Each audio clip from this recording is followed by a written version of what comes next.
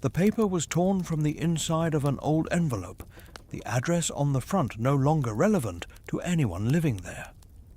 She chose a deep violet pen, the ink flowing smoothly and confidently across the page, and her handwriting was steadier than she expected.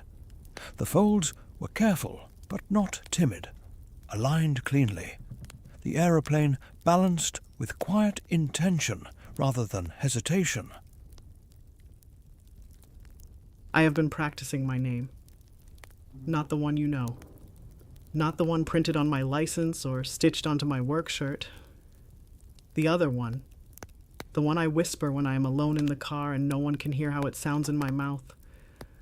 I have been saying it in different tones. Firm. Casual. Introduced across a table. Answered over the phone. Signed at the bottom of an email. It feels like trying on a coat I have been staring at in a shop window for years. I know it belongs to me. I know it would fit. I am just not used to seeing myself inside it. When you call me by the name I was given, I still respond. My body turns automatically.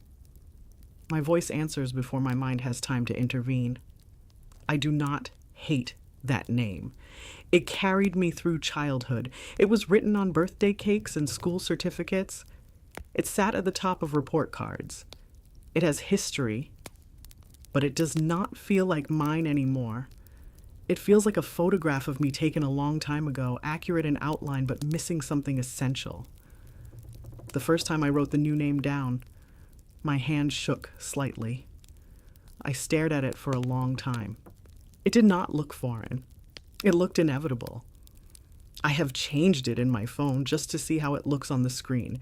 I have updated it in a draft email and then closed the window without sending. I have imagined telling you.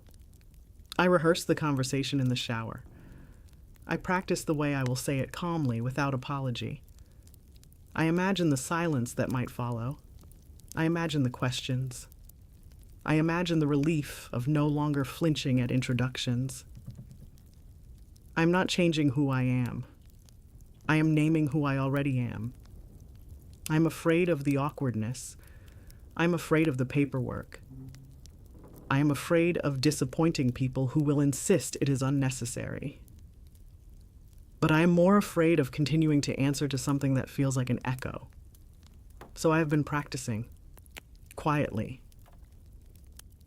She stepped into the evening air and released the aeroplane without ceremony, letting it find whatever current waited beyond her reach.